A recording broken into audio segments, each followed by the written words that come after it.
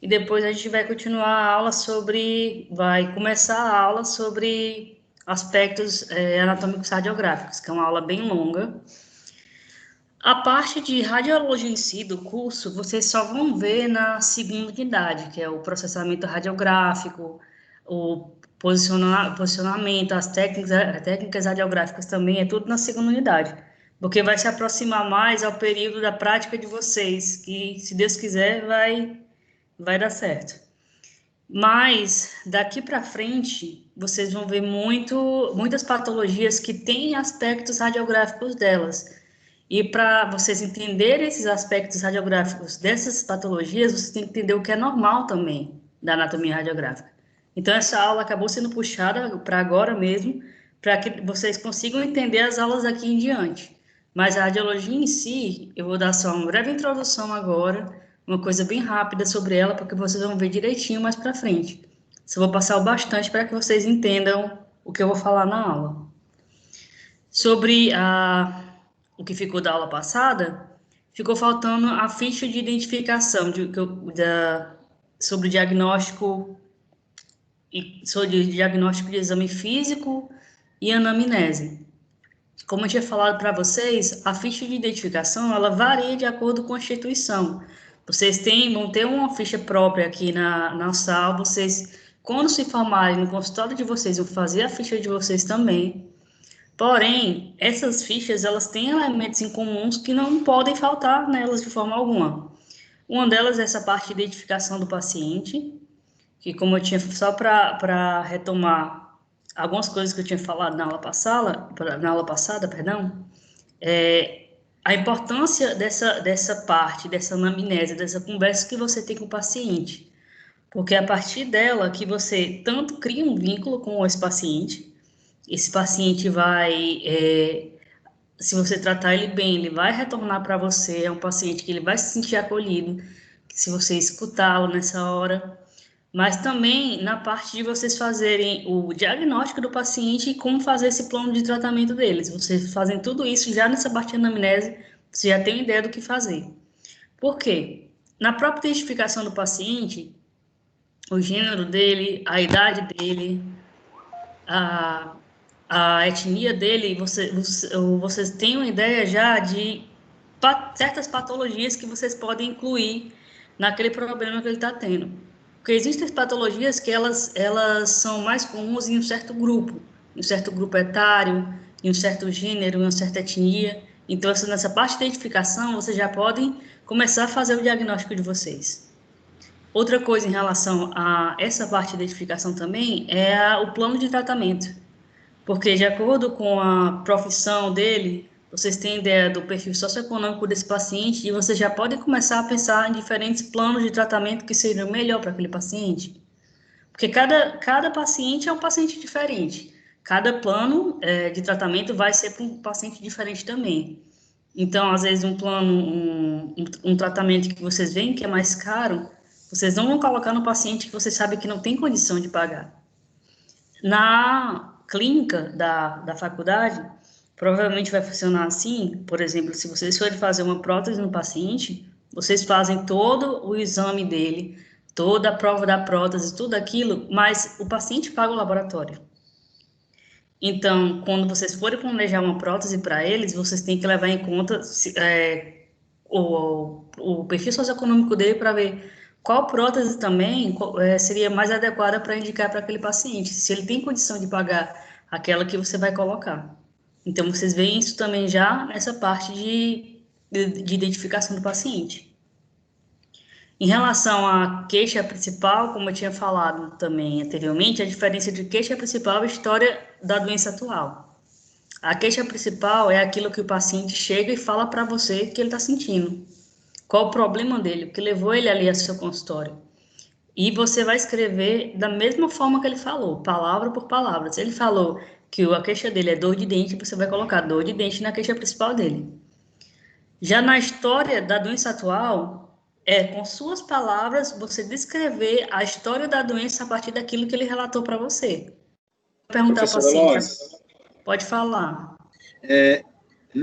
ao final dessa ficha, a campo de assinatura, a necessidade do paciente atestar as Tem, informações que ele forneceu? tá mais adiante, eu vou mostrar para vocês, viu? Ah, ok, beleza. Pronto. Na história da doença atual, aquilo que você faz de acordo com o que você perguntou para ele, o que você apura dele. Você vai perguntar para ele quando começou aquela dor, como é aquela dor, se ela piora quando ele está dormindo, se piora com quente, se piora quando ele está bebendo água gelada e tudo. A partir daí você vai ter uma ideia da história dessa doença, de quando ela começou, de quando ela piora, do possível diagnóstico dela e até aquele momento que ele chegou ao seu consultório. Então, essa parte da história da doença são suas palavras. A história bucodental, a história médica, como eu tinha falado também, da importância dela. A história bucodental é até, não só você vai ter ideia dos planos de tratamentos, ou então até o fato do paciente nunca ter ido para um dentista antes, que vocês vão encontrar bastante pacientes adultos que nunca foram. Vocês vão ver isso na história bucodental dele também. E outra, eu sou da área de odontopediatria, então essa é uma parte importante para mim, apesar de que às vezes eu tenho mais esse problema com meus pacientes adultos do que as crianças mesmo. Um paciente que ele veio de um tratamento anterior e que ele alega que sofreu algum trauma durante aquele tratamento, que ele sentiu dor, que ele teve algum problema, ele vai ser um paciente diferente para você tratar. É um paciente que você tem que ter mais cuidado. Porque ele já vai chegar com medo, ele já vai chegar com uma história prévia, ele já vai chegar desconfiado do tratamento que você vai fazer. Então, você vê isso na história bucodental também. Pacientes de prótese, você vai perguntar para ele há quanto tempo ele tem essa prótese, quem foi que fez, se foi um dentista, se foi um protético, tudo isso também nessa história bucodental dele. Se ele tem alergia, se ele já foi aplicada anestesia nele, se ele teve alguma reação alérgica a essa anestesia. Tudo isso também, que é importantíssimo para depois você fazer o seu plano de tratamento. E a história médica é tão ou mais importante ainda, porque é nela que você vai saber se o paciente tem algum problema sistêmico. Esse caso ele tenha, você tem que ver como você vai lidar com esse paciente de acordo com esse problema sistêmico dele. Você vai ter que ver se ele for diabético, como vai ser um tratamento diferente, alguns procedimentos você tem que priorizar ao invés de outros, ter contato com o médico dele também, ele vai lhe dar o contato do médico dele, de acordo com o tratamento, algum tratamento você tem que entrar em contato com ele, para vocês planejarem juntos também algumas coisas, se ele for cardiopata, se ele usa algum medicamento anticoagulante, se essa paciente está grávida, tudo isso vocês vão aprender na história médica dele. Se é alérgico a algum medicamento, se toma muitos medicamentos, você vai ver quais são esses medicamentos, pedir para ele falar, você anota para ver, possivelmente se você tiver que planejar alguma coisa, que tiver que receitar alguma coisa para ele, você vai ter que ver se tem alguma interação medicamentosa com esses medicamentos que ele já toma. Somente em caso de pacientes que têm doenças sistêmicas ou pacientes idosos. Então, tudo isso vocês. Eu não digo nem percam tempo, vocês acabam ganhando tempo nessa parte mesmo. Anotem tudo. Tudo que o paciente falar. Ele não lembra o nome do medicamento? Peça para ele trazer a caixa do medicamento da próxima vez e vocês anotem. Antecedentes familiares. Se um paciente, por exemplo, diz que na família dele tem uma histórico de diabetes, mas ele não tem, ou ele não sabe que tem, vocês já ficam de olho nisso. Se os pais, tem pais que morreram de câncer, por exemplo, vocês fiquem de olho nesse paciente, então é uma parte importante também. E hábitos, fuma, bebe. Um paciente, por exemplo, que ele trabalha na lavoura, que vocês perguntam se ele usa protetor solar quando ele está trabalhando, se ele usa proteção, é um paciente que você deve ficar de olho nele também, porque tem alguns casos de carcinoma que tem um forte envolvimento com fumo, com bebida, com exposição a sol sem proteção. E tudo isso vocês já vão ter uma ideia. Se ele tem uma lesão ali no lábio, vocês já podem dar uma olhada nesses hábitos nocivos que ele tem. Hábitos de higiene são importantes, claro, para o tratamento de vocês, paciente, até mesmo qual método restaurador você vai escolher, depende da higiene do paciente, da cooperação dele Vocês vão ter ideia se esse paciente ele vai cooperar. É até interessante para vocês terem ideia do quanto ele vai evoluir também. Se esse paciente começa com um hábito de higiene ruim, você ajuda ele, você mostra como ele faz, e no final você vê que ele realmente pegou aquilo, é uma forma de vocês verem essa evolução desse paciente. Pacientes que têm doença periodontal, gengivite, vocês têm uma ideia aí que ele pode ter pode ter uma relação com esse hábito de higiene dele. Pacientes que fumam nos hábitos também, eles têm uma gengiva com uma circulação sanguínea mais prejudicada. Vocês vão ver também manchamentos dentários. Então, tudo isso é importante nessas parte de hábitos. E as observações complementares são aquelas observações que vocês pedem para o paciente, que você não perguntou a ele. Se tem alguma coisa que você quer me falar que eu não perguntei, caso o paciente não queira, no caso aqui da instituição, caso ele não queira falar, se ele prefere falar com o professor, ele dê essa opção a ele, ok? A parte do exame clínico, pode perguntar. E tem alguns casos também importantes, como a questão de, por exemplo, uso de drogas, Exatamente. a questão da agressão física, né, principalmente em crianças, em mulheres, né? Pronto, essa parte de uso de drogas é das coisas que talvez ele não vá falar para você, ele vai falar com o professor, entendeu? É uma das coisas que talvez ele não confie em falar com você ali na clínica, você como estudante. Parte de agressão, como eu trabalho frequento a clínica infantil, eu faço especialização em odontopediatria, é um assunto bastante delicado em relação a isso, porque às vezes da boa parte das vezes é algum próprio parente que é a causa daquela agressão na criança. A criança ela não vai falar para você. Então, são sinais que você tem que perceber. E no caso de você ter uma suspeita de abuso no paciente, seja mulher ou seja uma criança, seja qualquer paciente realmente, é sua obrigação como dentista, como profissional da saúde, mesmo sendo apenas uma suspeita, você encaminhar essa suspeita. Então, é uma coisa bem séria e é uma coisa que a maioria dos profissionais não fazem, por medo de estarem errados, por medo de acabarem tendo problemas com o paciente, com o parente do paciente. Então, é uma coisa que é bem delicado. E, infelizmente, é uma coisa que muitos profissionais têm dúvida de como fazer, não sabem nem como fazer a notificação de forma adequada. Mas, realmente, esse caso de abuso, de agressão física, é uma coisa que você acaba percebendo durante essa anamnese, você acaba percebendo também durante o exame físico bucal do paciente, o exame extraoral dele, você vai percebendo, pode perceber alguns sinais. Nem sempre, quase nunca vão lá e vão falar para você isso, principalmente se os envolvidos forem os próprios responsáveis pela criança, né? Eu me lembro de uma aula do professor Assis, ele falando que atende no serviço público, né, e numa comunidade carente, e patologicamente nos primeiros, com o dia a dia, né, dos atendimentos, às vezes o paciente, estou falando com relação a drogas, né, o paciente, ele não vai dizer que usa, né, mas Não. você, com o profissional já com certo tempo de experiência e identificação na patologia, ele sabe que aquela lesão, aquela situação que o paciente, né, é causada pelo uso de drogas, né?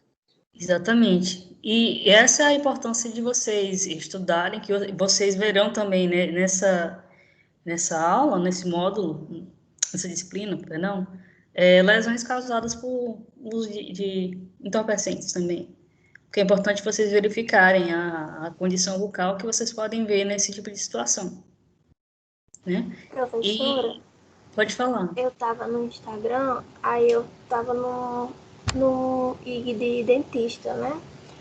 Aí era mostrando um caso de uma criança de 5 anos que foi acompanhada da mãe. Aí ela disse que estava com um caroço perto da gengiva e no céu da boca. Aí depois do exame físico, né? Aí foi suspeitado de papilomavírus. E depois foi confirmado que ela sofria abuso sexual. dos sinais clínicos pode ser papilomavírus, geralmente ele está envolvido com o ato sexual, mas às vezes também não está. É uma coisa que é importante você notar isso. Mas quando vocês veem uma criança, você já tem essa suspeita. E tem outros sinais também. O trabalho que, inclusive, eu quero... Ela estava com o palato roxo, que é chama sinal de fimose, felação. né? Pronto, Sinal de tem felação. esse sinal também. Uma das coisas, assim, que eu vou falar para vocês, que eu sinto falta, que eu senti falta durante a minha graduação, e que eu sinto falta de, como profissional, a gente ter, uma aula mais, um curso que nos ensine melhor a como fazer, como identificar esse tipo de situação em criança, principalmente em criança, porque a criança não vai falar. A criança nem sempre vai falar, ela vai lá, você tem que descobrir. É um paciente que ele é mais frágil, ele é mais vulnerável. E a maioria desses tipos de lesões que acontecem são todas na cavidade oral e no rosto. E principalmente se o responsável for um parente da vítima, ele não vai levar essa vítima para o médico, porque ele tem medo do médico identificar, mas ele acha que o dentista não vai fazer isso. Então, nós como profissionais estamos numa posição favorável a fazer esse tipo de identificação, mas a gente não identifica, e quando identifica, a gente não notifica.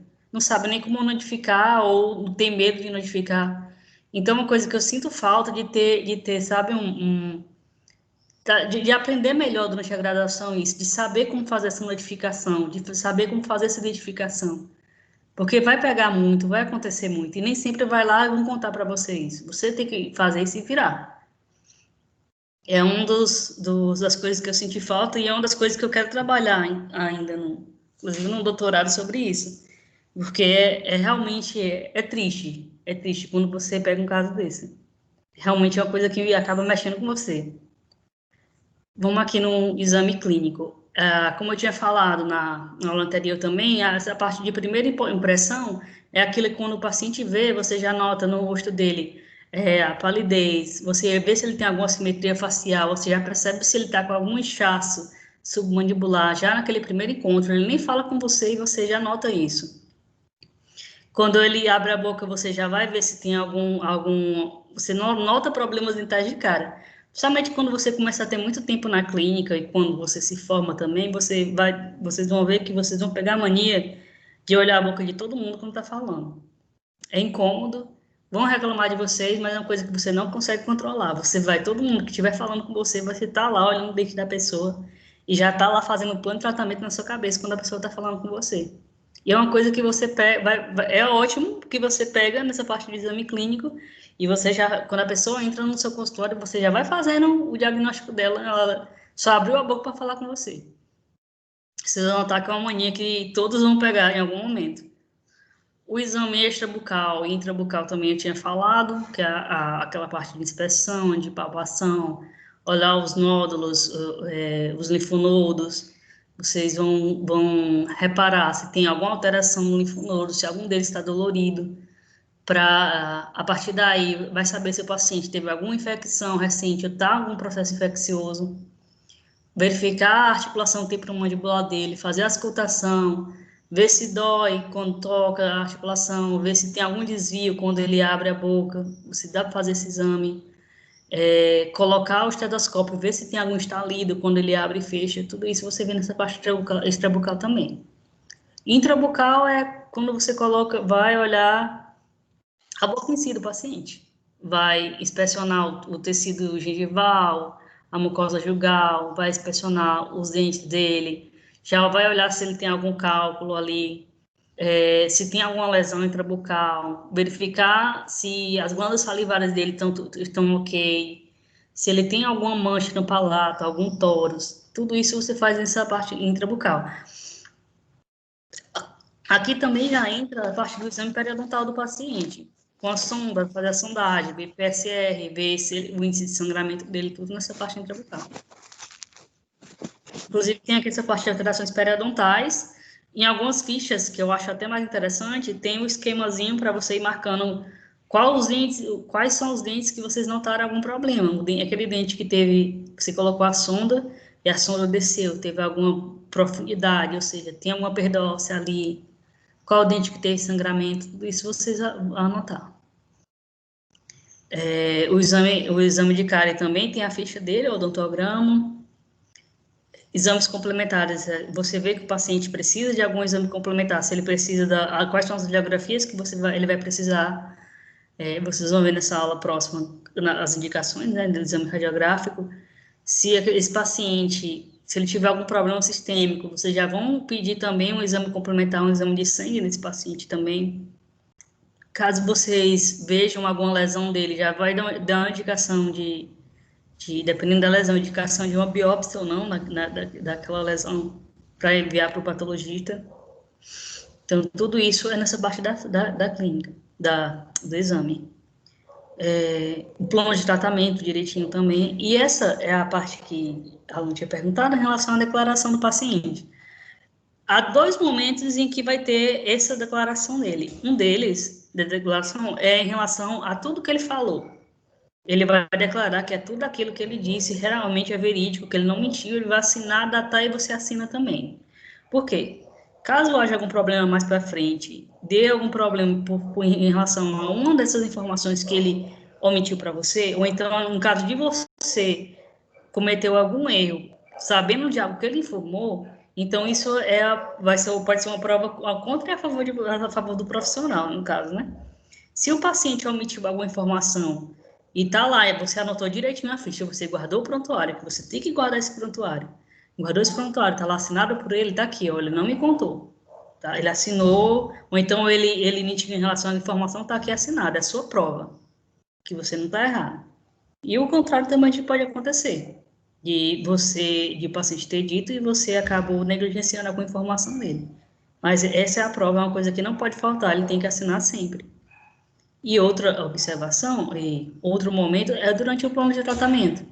Você faz o plano de tratamento e você, claro que você vai sentar e dizer ao paciente como é, você vai explicar o plano para ele. Ele tem que assinar que entendeu, ele tem que assinar que concordou com esse plano.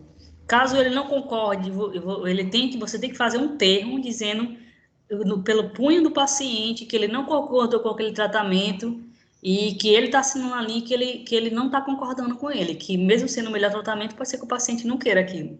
Mas você tem que ter essa prova legal de que ele não quis aquele tratamento, que ele quis outro. Por exemplo, você quer fazer um tratamento endodôntico no dente dele, porque aquele dente dá para salvar e colocar uma prótese, colocar uma prótese fixa naquele dente, um pino. No paciente, não, eu quero tirar esse dente. Para você, o plano, o melhor seria ele ficar com esse dente, mas ele quer tirar. É o direito dele querer tirar o dente. Mas você vai lá, faz o plano, diz que ele não concordou com o tratamento endodôntico pino e coroa, que o paciente desejou fazer a extração de tal elemento, tal, e aqui ele assinou dizendo que ele quer esse plano de tratamento. Porque se mais tarde ocorrer algum problema, até mesmo ele sair do seu consultório, ir para outro e dizer, não, o melhor seria isso e isso. Ele dizer que não, o doutor disse que eu tinha que fazer a extração. Ele tem lá anotado que ele não concordou com o plano de fazer o tratamento endodôntico, entendeu? Então, é importante, tem vários momentos que você tem que fazer uma declaração desse tipo para o paciente.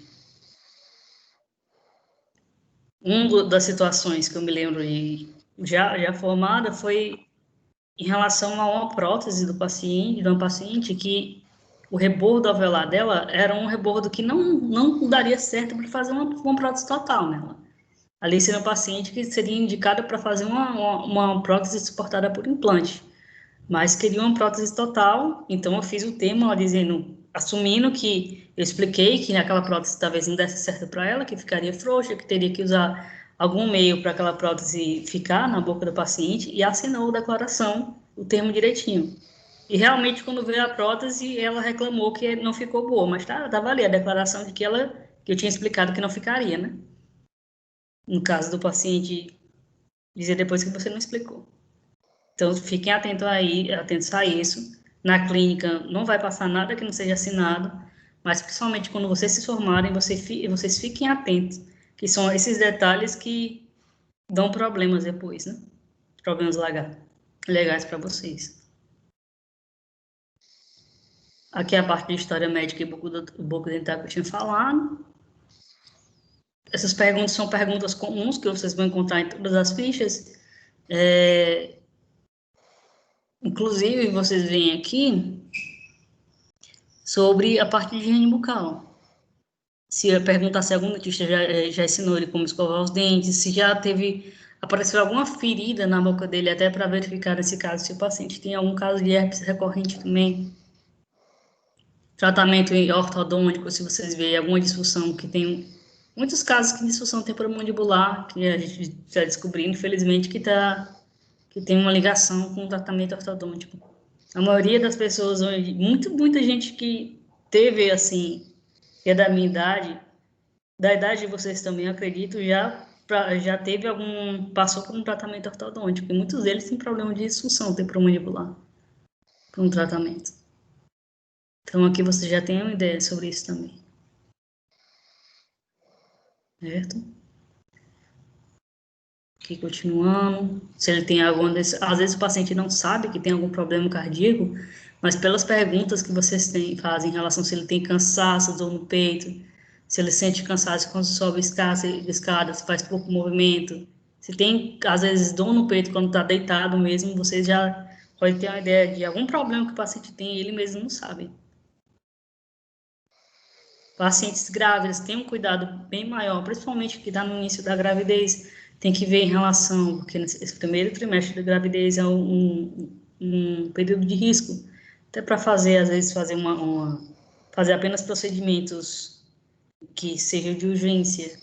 Isso evita, no caso, passar muita anestesia para essa paciente, passar muitos tubéis anestésicos. A própria radiografia, às vezes, você tem que evitar, apesar de ser uma radiação tão pequena, mas esse primeiro trimestre é um trimestre bem delicado, então tem que ter cuidado. Professora, então a gente evita muita anestesia em quais casos? Grávidas, pacientes grávidas. Eu já vi casos de clínica de paciente que perdeu o bebê por causa da anestesia. E foi além daquilo que era permitido e ela perdeu a criança. Então, é uma coisa que vocês têm que ter muito cuidado. Vocês estão estudando a anestesiologia nesse semestre e vocês vão ver que tem esses casos. Vocês têm que prestar atenção no cálculo anestésico para cada paciente. Criança, é gravíssimo isso, gravíssimo. Porque, infelizmente, é triste a gente já vê casos que a criança acaba falecendo na cadeira do dentista em relação a muito excesso de tubéis anestésicos, né? Às vezes é um caso de alergia também, o paciente nem sabe que tem essa alergia, porque ele nunca teve anestesia local antes. E aí, ele diz que não tem, ele não sabe que tem. Você fez e o paciente teve lá uma reação alérgica na sua cadeira. E aí, o que é que você faz? Nesse caso, daí se parte a importância de vocês terem urgência e emergência em odontologia, porque vocês vão saber o que fazer durante esses procedimentos. Qual material que você tem que ter no seu consultório, os números de telefone de emergência, o que você vai fazer se o paciente tem uma parada cardiorrespiratória na sua cadeira. Tudo isso são coisas que vocês têm que saber, que é um caso importante mesmo de vocês saberem o que fazer. Quando se Deus o livre vier acontecer com vocês saberem como proceder e acabar não perdendo o paciente. Porque eu imagino que seja um trauma pro resto da vida alguém morrer na sua mão.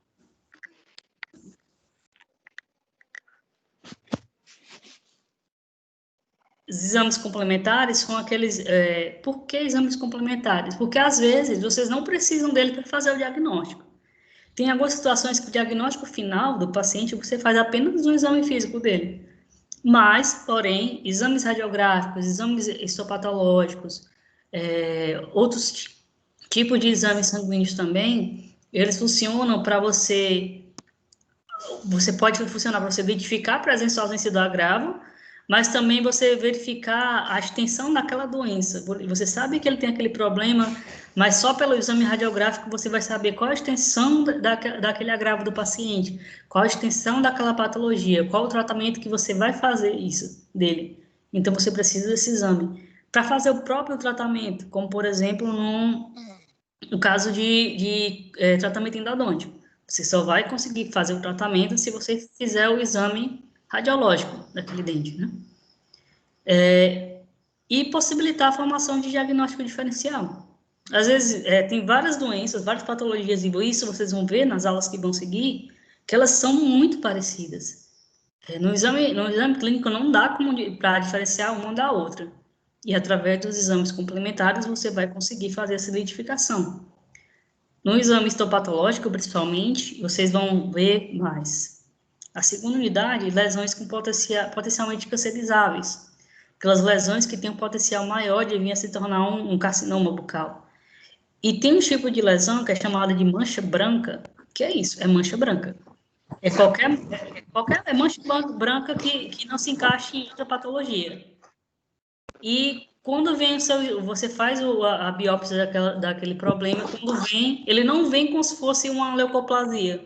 Ele vem dizendo o tipo de displasia que vem aquele tecido.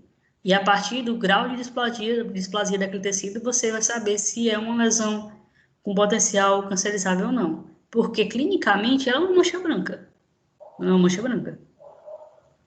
Então, tem algumas situações que apenas com a biópsia vocês vão ter ideia da extensão, vão ter ideia de realmente qual é aquele problema e qual plano de tratamento você vai fazer. Essas são as referências. Esse livro eu disponibilizei para vocês no grupo do WhatsApp. Eu não tenho certeza se aqui no portal, mas eu tenho quase certeza que sim. Vou verificar depois da aula. Essa aula foi o capítulo 2 e 3 desse livro. Esses dois, o princípio de radiologia odontológico e patologia oral e maxilofacial, são livros que não foram utilizados nessa aula, mas que eu vou utilizar bastante durante as outras. Todo final de aula eu vou falar para vocês quais foram os capítulos de livro que eu utilizei mais nessa aula e indicar para vocês a página direitinho que vocês devem estudar. Nesse caso, é o capítulo 2 e 3. É um livro que eu acho ele bem fácil de ler, bem fácil de entender. É um livro bem didático. E, inclusive, essa ficha clínica que eu mostrei é uma ficha que está disponível nesse livro também, caso vocês queiram olhar. Eu não vou utilizar muito ele no restante das disciplinas, porque eu acho o livro de patologia oral e maxilofacial ele mais interessante para as patologias que eu vou passar. Mas caso eu utilize ele, eu aviso. Aqui é meu e-mail, para quem não pegou na aula passada. Vocês anotem. Qualquer coisa vocês mandam por e-mail, ou então mandem um recado vocês têm meu número, no grupo de vocês também. Aquela coisa, usem com sabedoria. E vamos partir para outra aula.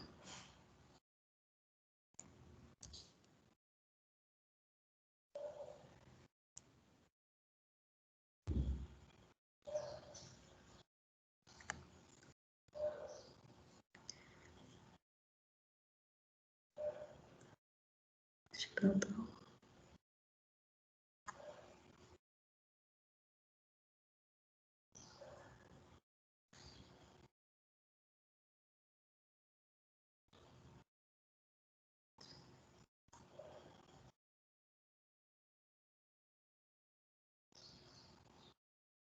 Essa aula, como eu falei, essa aqui eu vou disponibilizar o slide para vocês. A anterior, como teve esse problema em relação a ela ficar gravada, eu vou gravar um vídeo pelo próprio PowerPoint, eu disponibilizo no portal também. Ou caso não dê para colocar no portal, eu vou colocar ele no Drive e disponibilizo o link, aí vocês têm acesso. O livro de patologia oral e maxilofacial também está no Drive, então eu coloco nesse mesmo Drive e fica sendo o Drive de vocês. Gravando o que não der para colocar no portal, eu coloco por lá para vocês. Algo que for mais extenso. E esse slide eu vou disponibilizar, porque ele tem bastante imagem, vocês precisam dele para estudar. Então, o roteiro dessa aula, primeiro de tudo, é uma realmente breve introdução de exame radiológico na odontologia. Por que tão breve? Porque vocês vão ver isso melhor na segunda unidade. Aqui realmente é só a introdução para que eu consiga passar para vocês esses aspectos anatômicos, para que nas demais aulas que vão seguir agora, quando tiver um aspecto patológico das doenças que eu vou mostrar, as patologias que eu vou mostrar, vocês consigam entender a diferença entre aquela patologia e o que seria normal. aspectos anatômicos de radiografias intrabucais, periapical e oclusal. Eu vou mostrar alguma coisa de interproximal também, mas não há muito diferente de periapical e interproximal em relação à anatomia, realmente. Aspectos anatômicos das radiografias panorâmicas e alguns aspectos radiográficos de algumas patologias, só para vocês terem ideia do que esperam vocês daqui para frente. E também da importância desse exame, né? Então, em relação ao exame radiológico, ele é o principal meio, um dos principais meios diagnósticos auxiliares na odontologia, porque a maioria dos processos patológicos que vocês vão encontrar, eles se localizam em tecido mineralizado. Então, são patologias que vão aparecer no exame radiológico. E por isso é um dos mais utilizados. Também ele é muito utilizado porque, em relação a planos de tratamento que vocês vão fazer no paciente, ao próprio tratamento em si.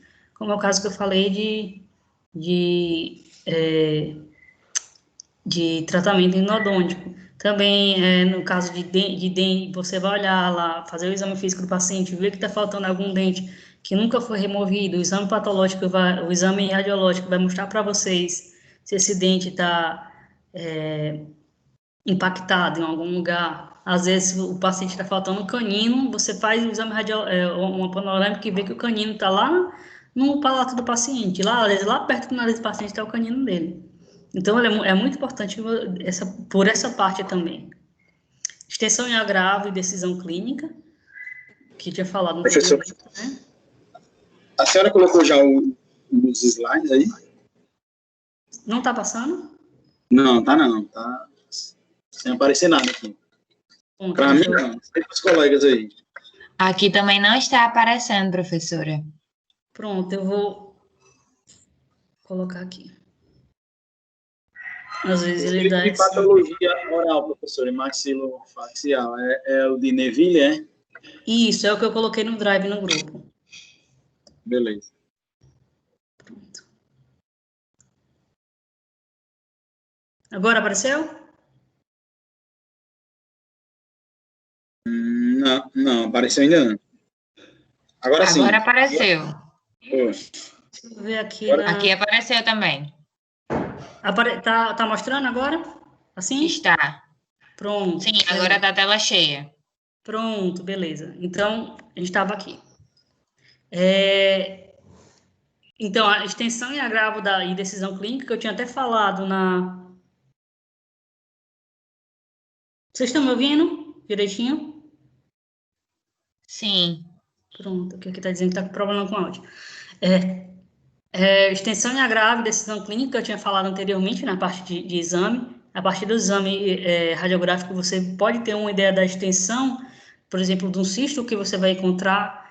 Vocês vão ter ideia de qual a decisão clínica que vão tomar em relação ao plano de tratamento daquela lesão com o auxílio do exame radiológico. E os exames, exame radiológico, uma radiografia, basicamente, elas são projeções de sombras bidimensionais. E há problemas justamente por isso, por ele ser uma projeção de sombra bidimensional. Por quê? Porque vocês estão fazendo o exame de uma estrutura que é tridimensional. Então, por ser um exame bidimensional, vocês vai ter sobreposição. Você não vai conseguir ter uma ideia correta, 100%, da localização de uma lesão, vai ter problemas com estruturas acima de outras. Então, por causa dessa projeção bidimensional e em relação a esses problemas, há técnicas radiográficas que você vai aprender mais à frente que diminuem esse problema. Ela não faz com que ele desapareça, mas diminui esse problema. Fazer uma radiografia mais perpendicular faz com que essas estruturas fiquem mais visíveis, que remova algumas estruturas que ficam à frente daquilo que você quer ver. Então, um dos grandes problemas do exame radiológico e que a tomografia, por exemplo, não tem, é o fato de ser bidimensional. E nas imagens, você vai classificar as estruturas em radiopaca e radiolúcida. Radiopaca é aquilo que é branco, é o mais claro, e radiolúcido é aquilo que é mais escuro. Vocês conseguem ver aqui nessa imagem que diferença nas estruturas, e que não é só preto e branco, mas tem uma escala de cinza também. Sempre a radiopacidade de uma estrutura, ela é medida de acordo com a radiopacidade de outra. Ela é mais radiopaca, por exemplo, a amálgama é mais radiopaca que esmalte. Esmalte é mais que dentina. Então, tem essa diferença. E vocês vão notar, até mesmo em diferentes materiais restauradores, em diferentes radiopacidades, e vocês vão perceber isso nas radiografias. Inclusive, muitas das imagens que eu vou mostrar aqui, vocês veem que são restauração de amálgama, altamente radiopacas, brancas, vocês percebem aquilo. Às vezes uma ponte também, uma coroa metálica, ela tem esse aspecto bem radiopaco. E até é importante para você diferenciar de outras estruturas que não são, que são mais radiolúcidas. Por que isso acontece? As sombras radiopacas, elas são aquelas estruturas que são tão densas que quando o feixe de raio-x passa, ele é bloqueado. E por ocorrer esse bloqueio, a imagem fica branca, fica mais branca, radiopaca. As radiolúcidas são aquelas que são menos densas. Por exemplo, a dentina é menos densa do que o esmalte, logo a dentina vai ser mais radiolúcida que o esmalte. E por ela ser menos densa, o feixe de raio-x ele passa, ele não é totalmente bloqueado, ele consegue atravessar. E por ele atravessar, aquela área fica mais radiolúcida. E sombras em tom de cinza são aquelas áreas que ele passa um pouco menos, um pouco mais. Por exemplo, a área tem regiões na cavidade bucal que são áreas aéreas, são áreas que vai passar totalmente o feixe. E você vai conseguir ver na radiografia que é uma região totalmente radiolúcida. Por exemplo, a orofaringe é um espaço vazio que você vê na panorâmica. Porque ali é uma área que ela não tem densidade, então vai passar diretamente o feixe de raio-x.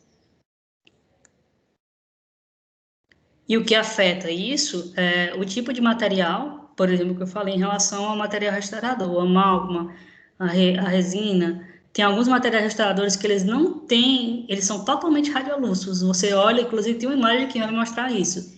Você olha e parece que a cavidade está vazia, parece que não foi feita restauração ali, porque ele é completamente radiolúcido. Densidade no material, a forma do objeto também, ela pode alterar essa radiopacidade. A intensidade do feixe de raio-x empregado é importante porque vocês vão ver na clínica e durante a nossa prática, que se Deus quiser vai ocorrer, que você tem como regular essa intensidade na máquina. E essa intensidade, vocês vão regular, às vezes, de acordo com a mandíbula e a maxila. A maxila é um osso que ele é mais esponjoso, então a intensidade é menor do que aquela que você vai usar na mandíbula, que é um osso mais compacto.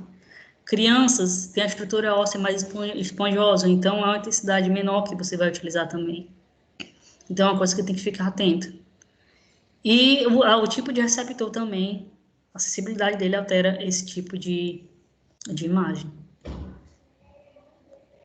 Como eu tinha falado em relação ao problema de ser algo que é bidimensional, a restauração, não estou conseguindo usar aqui. Vocês veem que aqui, ó, sobreposição de raiz, né? Sobreposição de raiz. É difícil de conseguir verificar direito a raiz do acidente.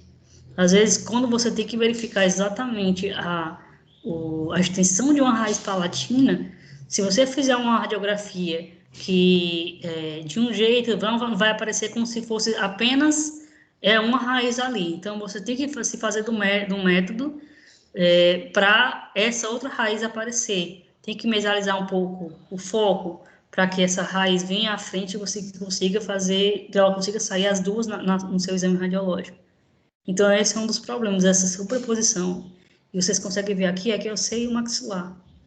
Se você tiver que verificar alguma coisa na raiz desse dente, o seio maxilar por cima dele vai ser um problema, que você não vai conseguir fazer o exame do jeito que você quer. Às vezes também, na radiografia vai sair o arco zigomático por cima da raiz desse dente.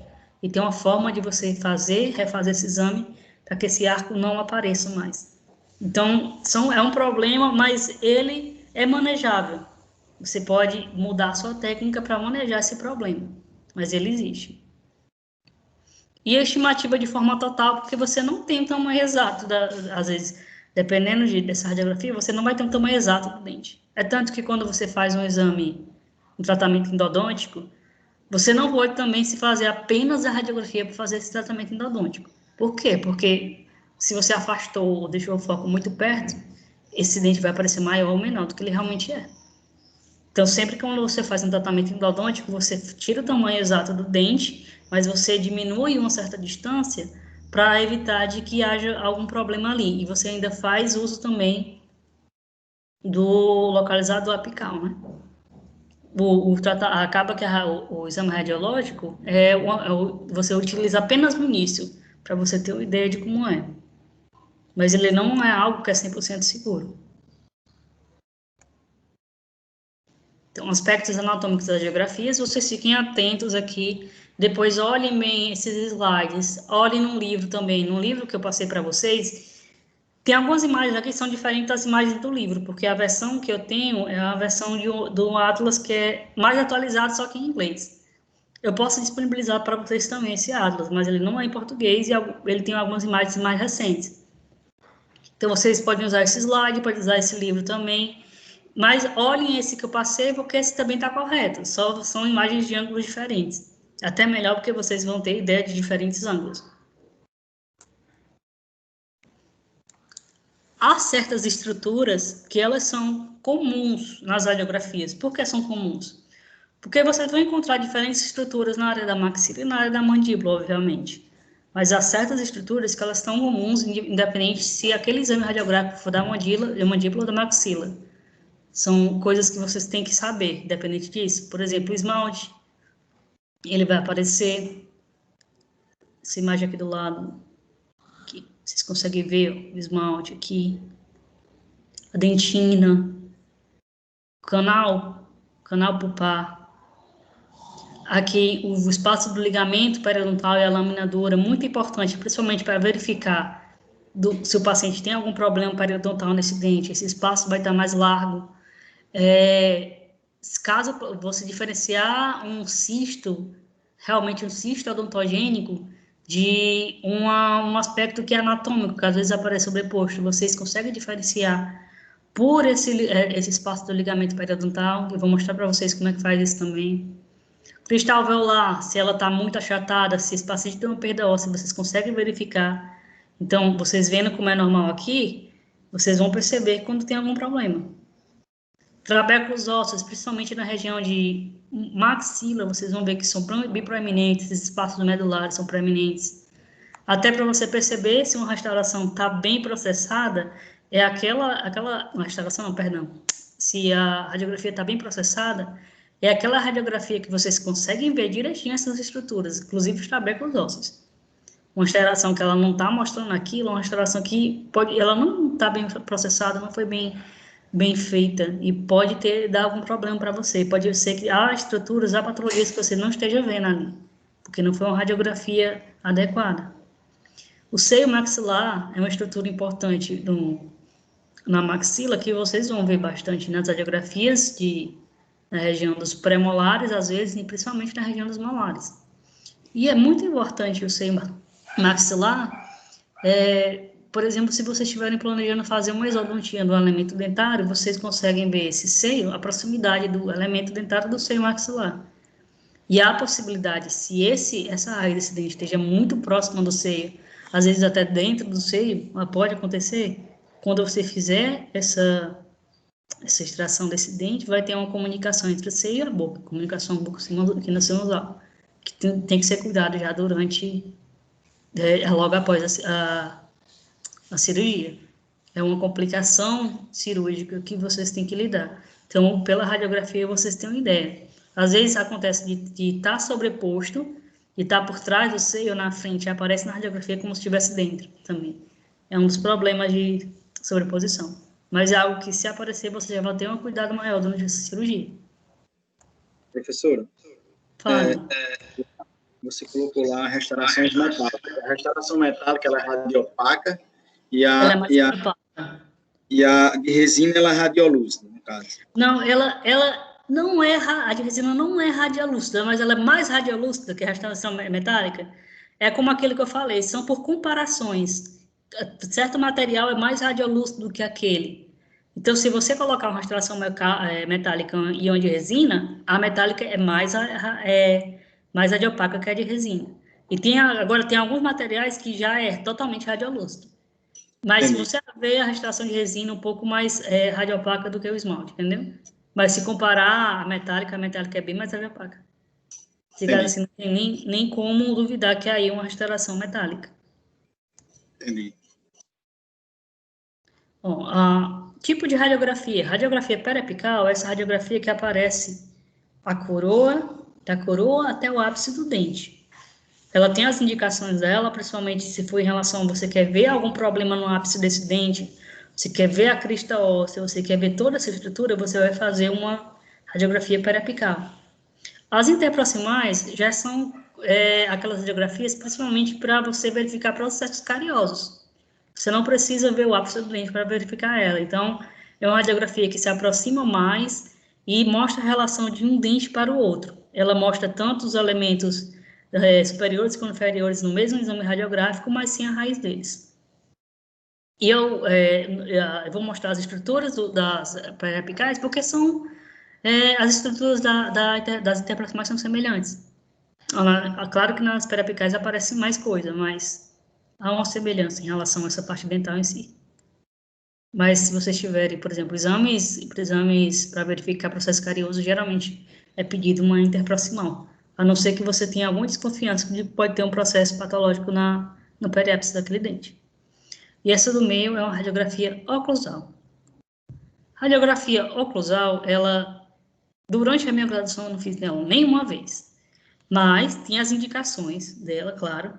É uma radiografia que é feita na clínica, é diferente da panorâmica, você faz ela na própria clínica, é feita com filme maior, e você consegue verificar ali mesmo, por exemplo, o canino do paciente não apareceu.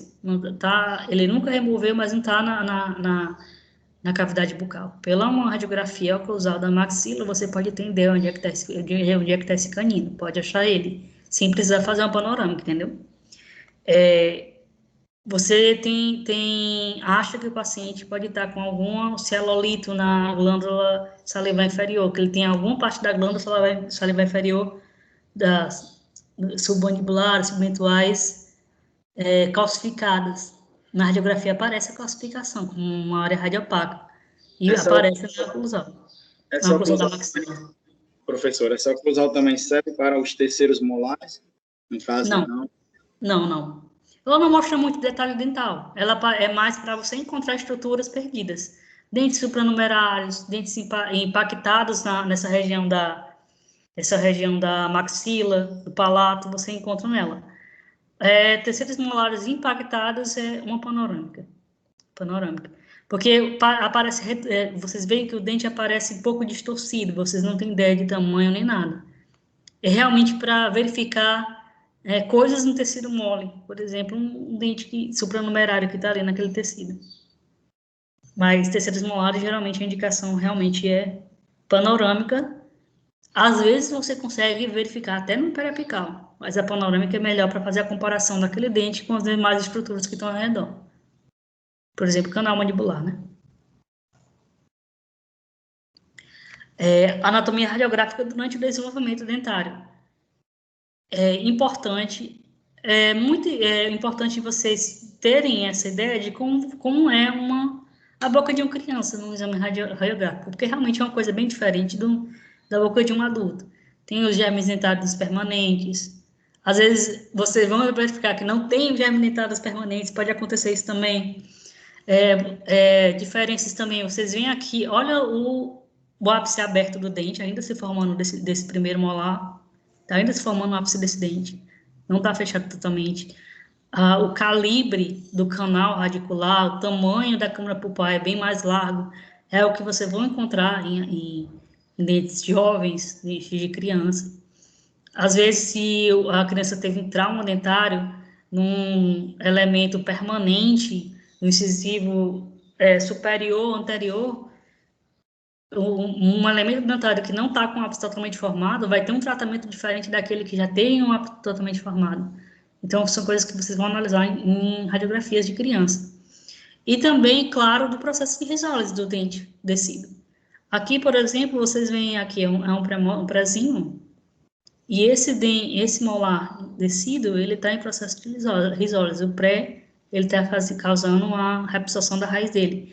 E aqui vocês veem que está direito. Está bem direitinho, ele vai conseguir causar essa risólise, e esse dente possivelmente não vai ter nenhum problema de sair. Diferente desse caso aqui. Que esse dente foi um dente que teve um processo carioso, um processo infeccioso, foi feito o canal dele. A raiz aqui tá lúcida, é porque o tratamento está mal feito? Não, é porque o material que vocês usam para um canal de criança, ele é radiopaco. Ele é radiolúcido. Perdão, é uma parte que realmente não aparece. E aqui mas aqui foi um tratamento que não teve sucesso, ainda está o processo infeccioso aqui. Esse dente ele não vai conseguir por si só e fazer a irrupção sem que você precise tirar esse molar aqui. E além do mais, quando você tem um processo infeccioso no tecido, ele pode afetar o dente permanente embaixo.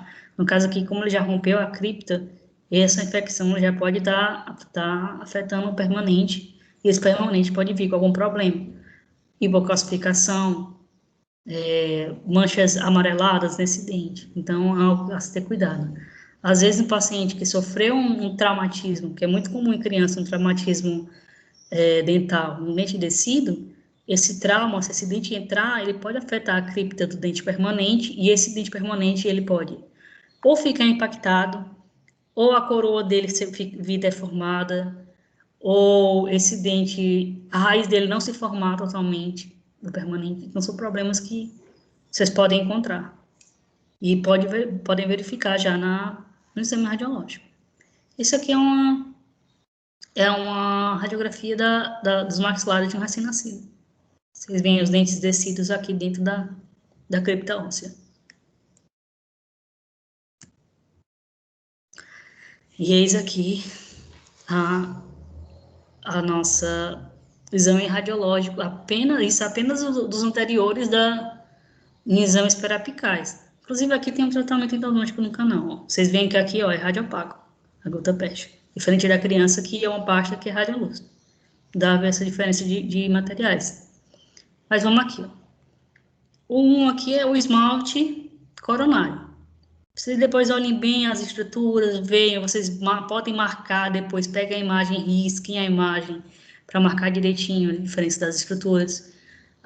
O site que eu vou mostrar para vocês é de uma universidade que eles fizeram um aplicativo que é desenhado direitinho a estrutura, vocês conseguem estudar bem legal.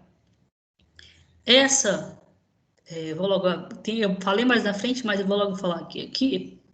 Vocês veem que aqui na coroa, no colo do dente, tem uma parte radiopaca, ou radiolúcida, não é? Isso, às vezes, pode ser confundido com patologia, mas é um efeito chamado efeito burnout, que vocês encontram de forma comum em exames radiológicos. Porque essa parte aqui do colo do dente onde não tem esmalte, ou tem uma camada bem fina de esmalte, que a dentina não é mais radiolúcida, há uma ilusão de ótica que é causada pela sobreposição do osso atrás da dentina, que faz com que essas faixas radiolúcidas se formem. Então, vocês têm que ter ideia que existe esse efeito burnout para acabar não confundindo, às vezes, com um processo carioso. Na dúvida, vocês olhem se existe nos outros dentes. Caso tenha toda a extensão dos dentes na radiografia, então, além do exame físico propriamente, há a probabilidade de que seja o efeito burnout e não uma lesão cariosa ali. Então, o colo do dente, a raiz, vocês conseguem ver direitinho. Aqui, alguma delas cortou o ápice, mas é isso, o dente. O canal pulpar, importante canal pulpar, porque em alguns dentes vocês vão encontrar ele mais calibroso, em outros vocês vão encontrar ele bem menos calibroso, em outros vocês não vão encontrar o canal pulpar. Às vezes ele é tão fino que não aparece na radiografia, principalmente em dentes, ou dentes que sofreram traumas, e vocês sabem que quando o dente sofre trauma, eu acho que vocês viram a parte de cardiologia, quando ele sofre trauma, há uma formação de dentina secundária ali, e essa dentina secundária vai fazendo com que o lumen do dente vai diminuindo. Então, em dentes que sofreram trauma, ou dentes de pessoas idosas já, ele pode ter um canal tão restrito que não aparece na radiografia, e às vezes esse canal realmente ele não existe. Que quanto mais restrito o canal, maior a dor de cabeça para fazer um tratamento endodôntico. Espaço Professor, nessa quarta imagem aí, essa partezinha, isso é que você está com o cursor aí, exatamente agora. E O que é que você disse aí? Tá, pior que tá bem em cima, tem um negócio bem em cima aqui do Teams para ver.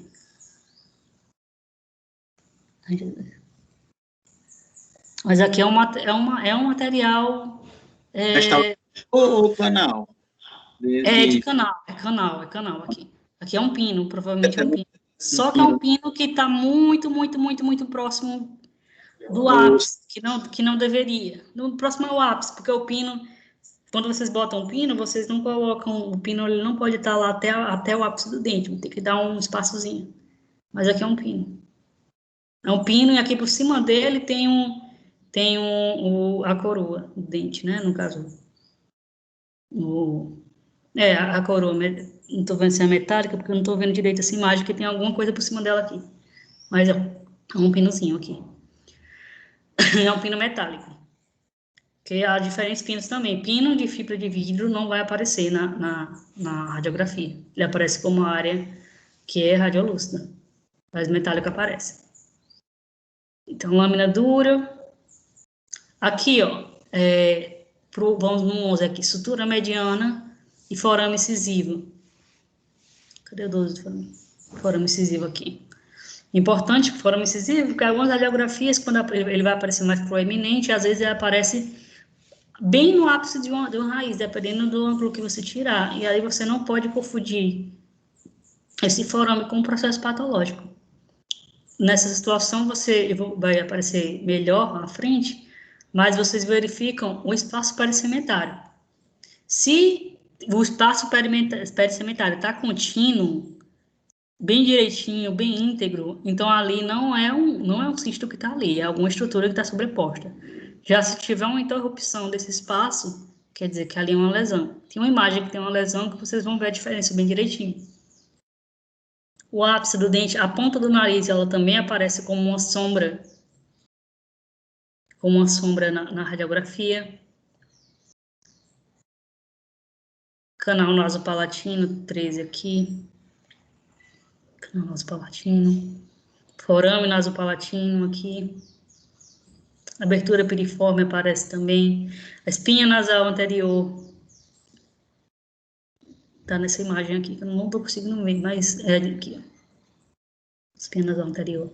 Na panorâmica vocês vão ver ela bem, vocês vão ver ainda melhor ainda na oclusal da maxila, aparece bem direitinho a espinha nasal anterior.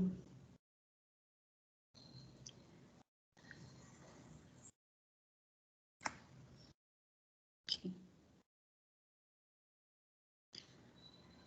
Linha de delimitação da cavidade nasal, aqui. Uma linha mais radiopaca.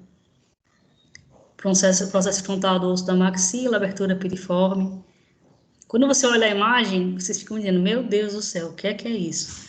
Mas se comparar essa imagem radiográfica com a imagem do Atlas de Anatomia, vocês vão conseguir ver essa estrutura bem melhor.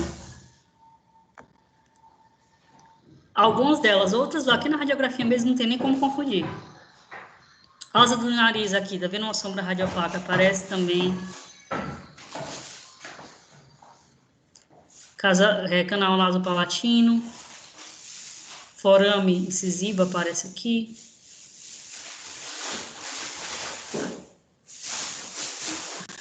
Está aparecendo bem no meio para mim aqui. Mas nesse aqui vocês conseguem ver a raiz palatina, a cúspide vestibular e a cúspide palatina do elemento 14.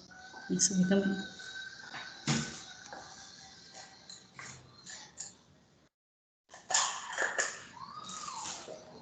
Aqui ela já é na área de pré-molares, que ali era a área de caninos incisivos e anteriormente de incisivos. Na de pré-molares começa a aparecer já o seio maxilar. assoalho da cavidade nasal aqui e cadê o C aqui? Assoalho do seio maxilar aqui aparecendo. Ele vai aparecer em diferentes ângulos para vocês, em diferentes exames radiográficos, é uma estrutura que vocês têm que ter em mente quando fizerem a radiografia. Em mente, em relação à cirurgia que eu falei, uma cirurgia que a raiz do dente esteja próximo ao assoalho, e também as sobreposições. Caso haja uma sobreposição do seio maxilar, vocês têm que se fazer de técnicas radiográficas que removam essa sobreposição para que vocês consigam ver o ápice daquele dente de forma adequada. Septo do seio, efeito Burnout, vocês conseguem ver aqui também. Aqui também, aqui. Dilaceração da raiz. Essa raiz, como ela está dilacerada, ela está bem torta. É um elemento que, se você precisar fazer um canal, fazer algum procedimento cirúrgico, vocês têm que ter em mente a dilaceração dessa raiz aqui também. Raiz projetada. Aqui, ó, no caso dessa imagem, foi um exemplo que eu falei do problema da radiografia ser uma imagem bidimensional. São duas raízes aqui, você está conseguindo ver só uma. Então, tem que ajeitar a angulação dessa imagem radiográfica. Ajeitar a angulação e fazer uma nova tomada. Você mesializa ou distaliza essa radiografia, vão aparecer as duas raízes do dente. Processo alveolar e cristal alveolar. Vocês conseguem ver aqui, aqui também. C maxilar aqui. Direitinho. Eita.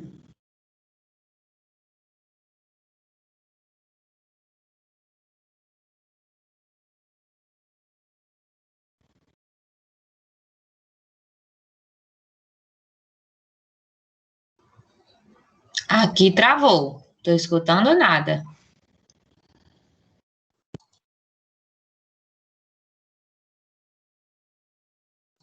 Professora? Meu também, Fernando. Ninguém está ouvindo nada aqui.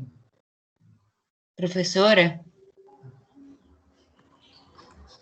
O efeito Burnout que eu tinha falado para você já. Professora? Oi, sumiu? Ficou mudo aqui, deu uma travadinha. Foi, eu percebi aqui que travou, mas tá tudo bem agora? Agora tá. Pronto. Foi, começou a sumir as coisas aqui, parecia que o computador estava possuído. Ave Maria. E começou a passar sozinho aqui. Calma aí que... Ai. Pronto. O efeito Burnout, como eu tinha falado para vocês, essa é uma imagem radiolúcida que ela é gerada pelo contraste da dentina com o osso adjacente. Por isso que aparece nesses casos de ângulo e de cola de dente, porque é a parte que tem um esmalte mais delgado, então vocês têm uma projeção maior de dentina. E como vocês podem ver aqui nessa imagem, ele aparece em diversos dentes. Então, como aparecem os dentes, você já pode ter uma desconfiança que é o efeito Burnout e não uma lesão cariosa. Sumiu de novo? Sumiu aqui para mim.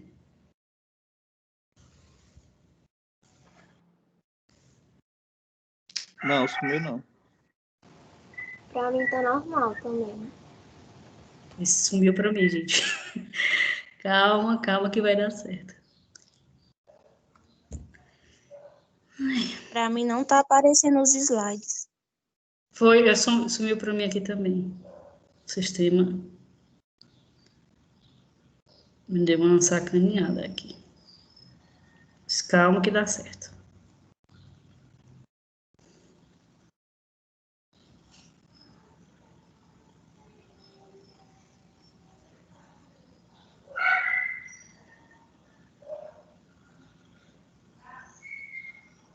Voltou, eu acho.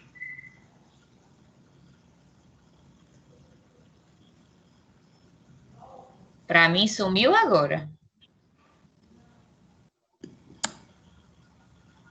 Pronto. O slide que fechou sozinho aqui. Esperar que vai dar certo.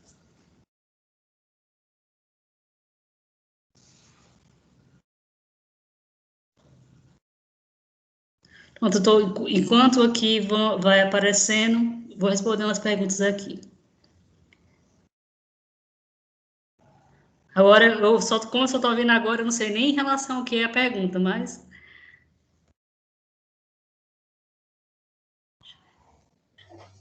Se for essa que eu fiz, era a respeito do prontuário ter que ser feito à mão, assinado, por isso que ele não pode ser digital, porque é uma forma de segurança também para o profissional. Exato. Naquela hora que a senhora estava falando dos prontuários. Pronto, em relação ao prontuário digital, existe, infelizmente não é uma realidade para todos, mas existe assinatura digital também. Alguns prontuários têm essa assinatura digital, então há a possibilidade desse prontuário ser digital também. O paciente faz assinatura digital para ele, tem as chaves de assinatura. Então, tem essa possibilidade de ele ser totalmente digital.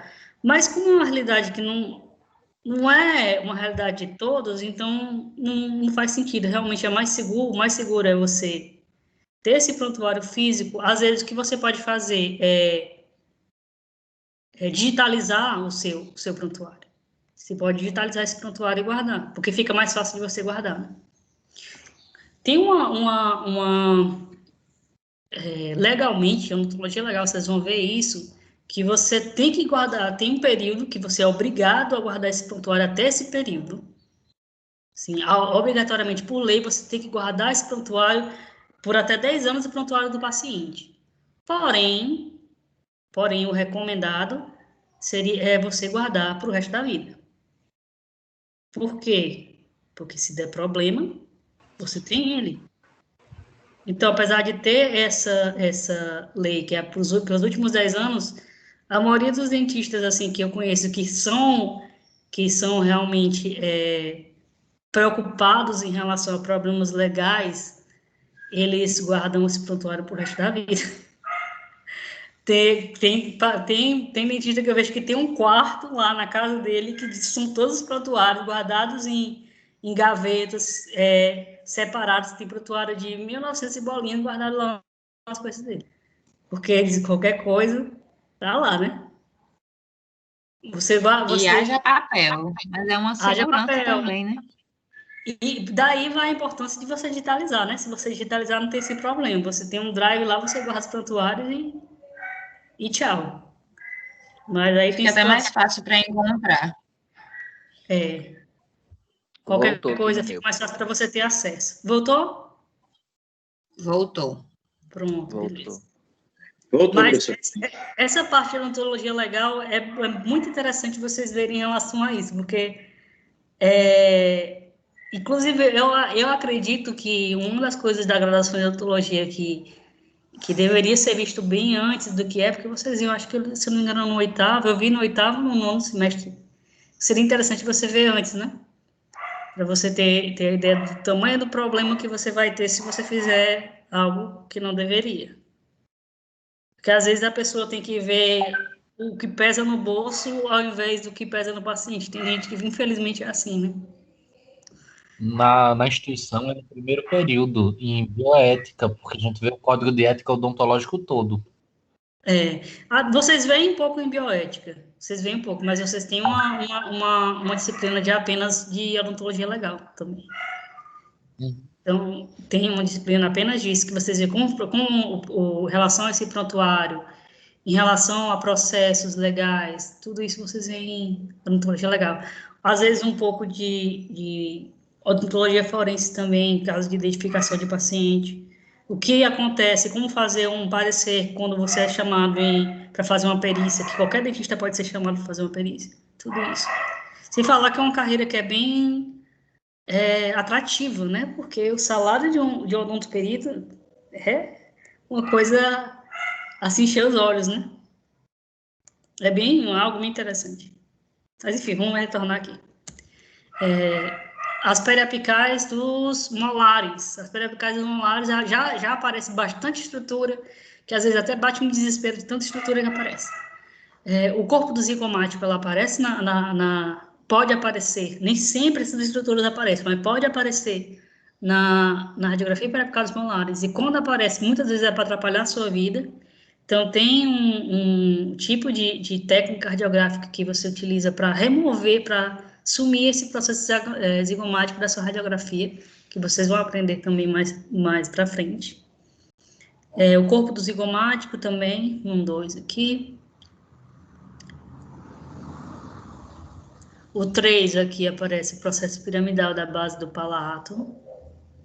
Lâmina lateral do processo pterigóide no 4 e o âmbulo também no 5 aqui. Vocês veem que é bem mais radiolúcido do que as outras estruturas, mas você consegue diferenciar aqui. O assoalho do seio, aqui aparece bem direitinho o assoalho, e vocês veem que a raiz desse dente parece que está dentro do seio. Pode ser que esteja, pode ser que não, pode ser que esteja atrás do seio, mas fica a sobreposição. Linha de delimitação do seio aqui no site, aparece bem direitinho como uma linha radiopaca. O septo do seio da maxila, do seio maxilar também aparece. Aqui, ó, o septo dele aqui. Aqui aparece também como se estivesse dentro das raízes. Tuberosidade da maxila aparece aqui bem direitinho, ó. Importante a tuberosidade da maxila, até quando você for fazer uma cirurgia, um dente que esteja mais posterior, sendo o terceiro molar ou o segundo, tem gente que não tem o terceiro, que nunca nem nasceu. Se você ver uma proximidade muito grande dessa tuberosidade e que a tuberosidade parece mais delgada, como aqui nessa situação, é um dente que você tem que ter um cuidado quando for fazer a cirurgia para que não haja um rompimento dessa tuberosidade. Ou se preparar já sabendo que vai romper, que em alguns casos vai romper e não tem o que fazer. Cristal velar. Eu não consigo olhar a imagem, mas é no 10. E processo coronoide na mandíbula, ele aparece bem direitinho aqui, ó. Mas como assim o processo coronoide na mandíbula aparecendo na radiografia superior? É a abertura da boca do paciente. Na abertura da boca em uma radiografia que é muito posteriorizada, vai aparecer o processo coronoide na mandíbula também. Então aqui já é a mandíbula. É baixa estrutura, mas parece, assim, na minha opinião, essas estruturas que aparecem no posterior são mais fáceis de identificar. E aqui, ó, eu queria mostrar para vocês, aqui uma lesão. Vocês estão vendo? Uma lesãozinha aqui no premolar. Ó, aqui o espaço perissementário, aqui do dente. Vocês vão ver que chega bem aqui no ápice, ele se rompe. Ele se rompe e forma uma lesão. Então, se você encontrar que tenha esse rompimento desse espaço perissementário, vocês têm ideia de que pode ser uma lesão aqui. Esse dente que já tem uma restauração muito grande na coroa coronária dele, já é um dente que, se vocês verem uma lesão dessa, que tem um rompimento dessa linha perissementária, provavelmente é uma lesão periapical aqui, cistozinho. E já quando é uma estrutura anatômica, ele aparece essa parte radiolúcida no ápice, mas o espaço perissementário aqui, ele está íntegro. É uma sobreposição de uma estrutura que é anatômica, por exemplo, um forame. Uma imagem que vai mostrar direitinho. Aqui, vamos para a parte inferior já, são os incisivos inferiores. Tem menos estruturas para vocês verem, mas aqui aparece a face vestibular e a face lingual do septo, bem direitinho. A espinha mentual no 3, e o 4 e 5 são os canais nutrícios. Sempre vai aparecer canal nutrício em radiografia inferior? Não, nem sempre aparece. Dá uma linha tão tênue, aqui é radiolúcido, que vocês estão vendo, que nem sempre aparece. Porém, quando você encontra uma radiografia que tem um canal nutrício muito calibroso, que realmente é bem visível, pode ser uma indicação que esse paciente tenha um processo infeccioso, né? Porque o canal nutrício, geralmente ele aumenta de calibre quando ali tem um fluxo maior sanguíneo. E o fluxo maior sanguíneo, ele acontece bastante em casos de infecção. Como vocês já viram em fisiologia, eu acredito. Fossa mentual, aqui. Efeito Burnout aparecem quase todos aqui, ó. Aqui também. A base da mandíbula, bem direitinho. E a sombra da protuberância mentual. E aqui esse dente que está bem tortinho. Aqui no caso de forame, ó. Aqui é o forame mentual. Vocês veem aqui no 4 que eu até circulei. É uma área radiolúcida abaixo do ápice, mas olhem a lâmina, olhem aqui o espaço pericementário, totalmente íntegro, completamente íntegro. Às vezes essa imagem está bem mais radiolúcida do que aqui, mas se esse espaço pericementário estiver íntegro, não é uma lesão periapical, é realmente a sobreposição de uma estrutura anatômica. Uma coisa que vocês têm que ficar atento para não confundir. Uma enostose aqui, que é um cistozinho ósseo, aqui, aparece algumas vezes, não é uma coisa que precise ser removida, nem nada, em algumas situações, né? Dependendo de qual cisto é. No caso, a enostose não precisa remover. E aqui é um exemplo que eu falei para vocês de material restaurador, que é radiolúcido, que parece que essa cavidade está vazia aqui no site, mas tem um material restaurador aqui, ele apenas é totalmente radiolúcido e não aparece na imagem radiográfica. Foramento aqui, foramento aqui, foramento também aparece aqui.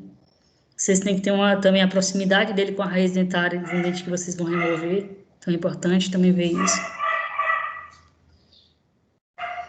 Na área dos molares, as estruturas importantes de molares, principalmente canal mandibular, importantíssimo canal mandibular, aqui, ó. Por quê? Principalmente em cirurgia de terceira molar, você vê isso. Um dente que tem uma raiz muito próxima ao canal mandibular é um dente que tem a possibilidade de ter uma lesão nele quando você remover. É um dente que você tem que ter mais cuidado para não causar uma parestesia no seu paciente. Também, às vezes, aparece como se a raiz estivesse dentro desse canal. Às vezes, o canal fica entre uma raiz e outra do dente. E é algo que você só consegue ver se pedir uma panorâmica do paciente. Mas tem situação em que o canal mandibular passa exatamente entre as raízes do terceiro molar. E esse é um dente que você precisa partir ele para conseguir fazer uma cirurgia mais segura. Então, é importante você ver esse canal para ver a proximidade que ele tem do elemento que você precisa remover, precisa fazer uma exodontia nele. Linha mileodeia aparece bem direitinho também aqui. Cálculo dental, ele aparece em exame radiográfico também, porque ele é classificado, ele é uma imagem que é radiopaca. Então, ele vai aparecer. Somente se for bastante. O osso compacto vestibular aparece no 8, mas aqui também vocês veem. Não estou vendo a imagem, mas é nessa imagem aqui. Osso compacto vestibular. Canal aqui aparece aqui também. Linha oblíqua externa, linha oblíqua interna aparece. São menos estruturas e eu acredito, assim, na minha opinião, que são mais fáceis de vocês conseguirem diferenciar essas estruturas dos elementos inferiores. Mas o principal, vocês ficarem atentos ao forame mitual, fiquem atentos ao canal mandibular, principalmente, a lâmina dura, para ver se tem alguma perda óssea desse dente. São coisas que vocês têm que ficar atentos. Além do elemento dental em si e da presença de alguma lesão no ápice desse dente. Aqui, esses 5 aqui. Vocês veem aqui, os 5 tem a linha oblíqua externa, mas aqui, ó, o ápice do dente não está formado, está como se fosse, na verdade, reabsorvido. O ápice desse dente está reabsorvido, tem uma lesão aqui, e vocês conseguem ver que a restauração está bem próxima do corno pulpado do dente. Todos vocês conseguem ver? Essa restauração próxima ao corno pulpado do dente causou provavelmente esse dente ele está necrosado. Tem uma necrose e tá tendo uma abscisão da raiz desse dente aqui.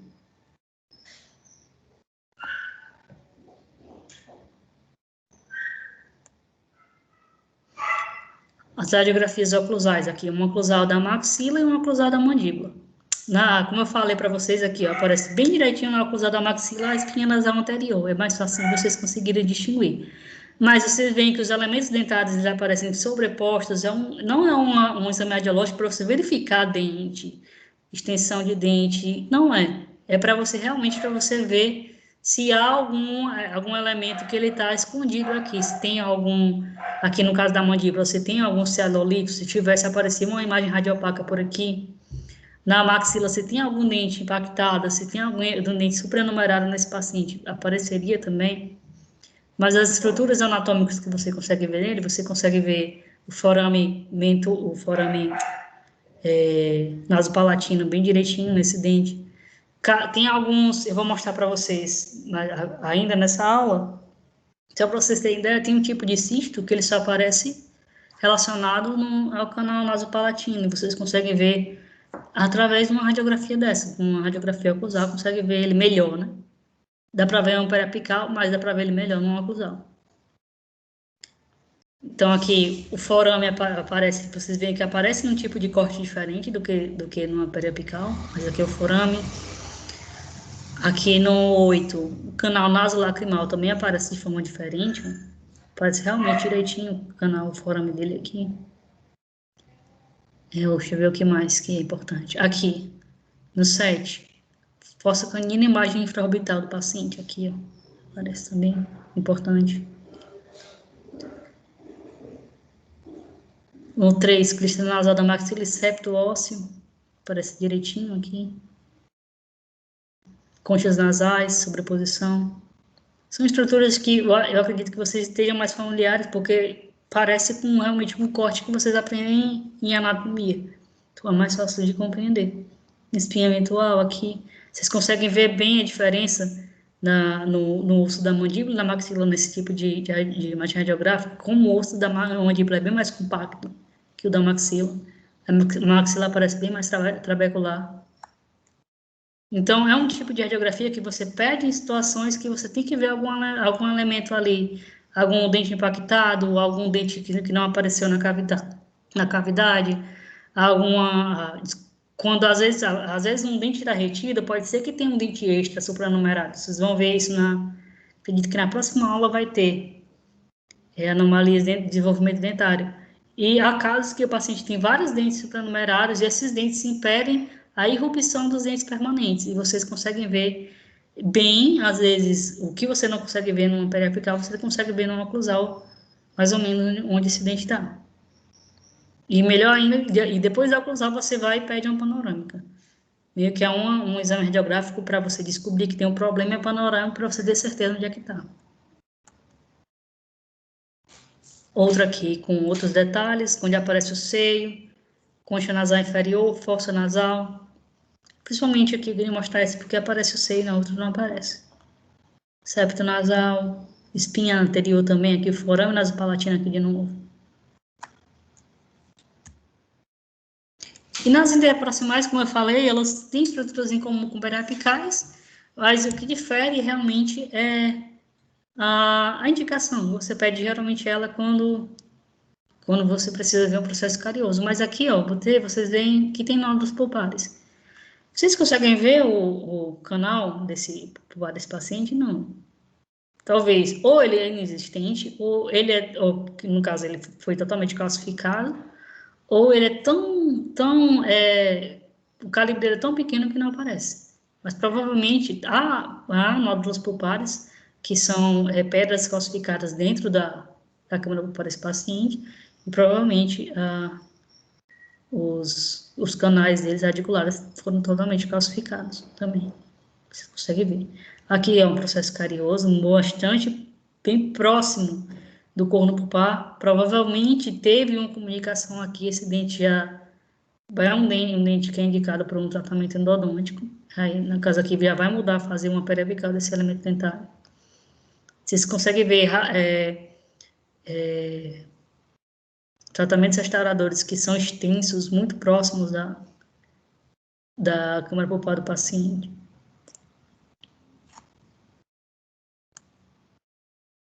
E aqui só para fazer uma comparação entre um exame radiográfico e um corte da mandíbula, para vocês verem como aparece. No caso, essa radiografia é uma radiografia que ela é bem feita, aparece os trabeculares, a lâmina, vocês conseguem diferenciar direitinho o espaço do ligamento periodontal.